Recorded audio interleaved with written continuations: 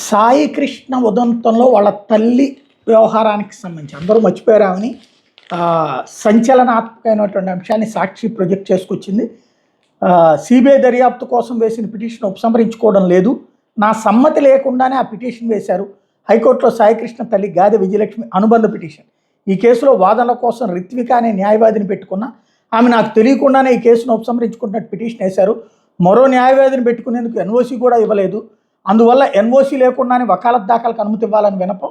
తాజాగా దాఖలు చేసిన అనుబంధ పిటిషన్ని పరిశీలించిన ధర్మాసనం ఇందులోని ఆరోపణలు చాలా తీవ్రమైనవి, వాటి సంగతి తెలుస్తాం, అది చిన్న విషయం కాదు, రిత్విక వాదనలు విన్నాకే తగిన నిర్ణయం తీసుకుంటాం, సదరు న్యాయవాదికి నోటీసులు ఇవ్వాలని ఆదేశం. ఆది నుంచి మలుపుల మీద మలుపులు తిరుగుతున్న కాపు యువకుడు సాయికృష్ణ లాకప్ డెత్ కేసులో ఊహించినటువంటి మలుపు చోటు చేసుకుంది.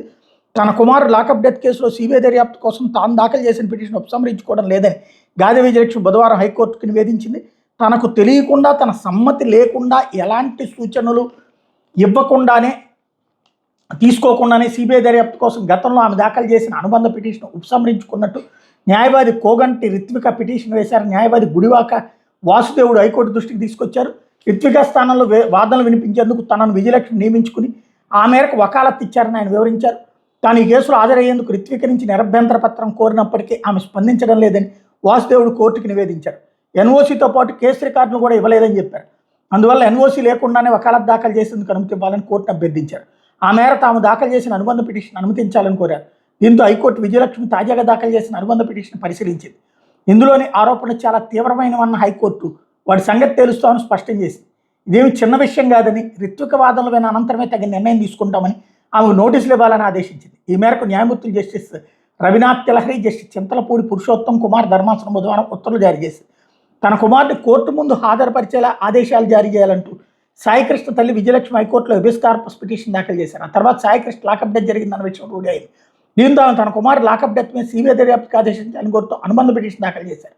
ఇదిలో ఉండగా సిబిఐ దర్యాప్తు కోసం తాము దాఖలు చేసిన అనుబంధ పిటిషన్ ఉపసంహరించుకుంటానని, అందుకు అనుమతి ఇవ్వాలని కోరుతూ నెల 14న విజయలక్ష్మి తరపు న్యాయవాది కోగంటి రిత్విక అనుబంధ పిటిషన్ దాఖలు చేశారు.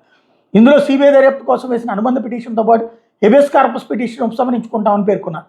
దీన్ని పరిశీలించిన జస్టిస్ తిలహరి ధర్మాసనం ప్రధాన పిటిషన్ ఉపసంహరించుకుంటామని ఒక చోట, అనుబంధ పిటిషన్ ఉపసంహరించుకుంటామని మరో చోట రాశారని గుర్తు చేసి అసలు సిబిఐ దర్యాప్తు కోసం దాఖలు చేసిన పిటిషన్ ఎందుకు ఉపసంహరించుకోవాలనుకుంటున్నారు వివరిస్తూ తాజాగా పిటిషన్ దాఖలు చేసేయాలని విజయలక్ష్మి ఆదేశిస్తూ విచారణ 4 వారాలకు వాయిదా వేసిన విషయం తెలిసిందే. తాజాగా ఈ కేసు బుధవారం మరోసారి విచారణకు వచ్చింది. ఈ సందర్భంగా విజయలక్ష్మి తరపు న్యాయవాది వాసుదేవుడు స్పందిస్తూ జరిగిన విషయాన్ని ధర్మాసనం దృష్టికి తీసుకొచ్చారు.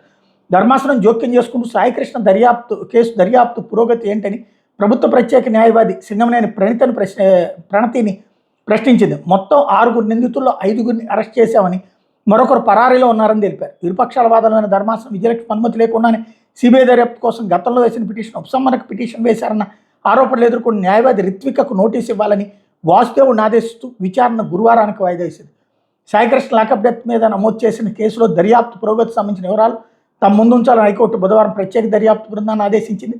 ఈ కేసులో ప్రధాన నిందితుడిగా ఉన్న కృష్ణలంక పోలీస్ స్టేషన్ అప్పటి ఇన్స్పెక్టర్ నాగరాజు పోలీస్ కస్టడీకి అప్పగించే విషయంలో సుప్రీంకోర్టు ఏం ఉత్తర్వులు ఇచ్చిందో వాటిని తమ ముందుంచాలని కూడా ఆదేశించింది.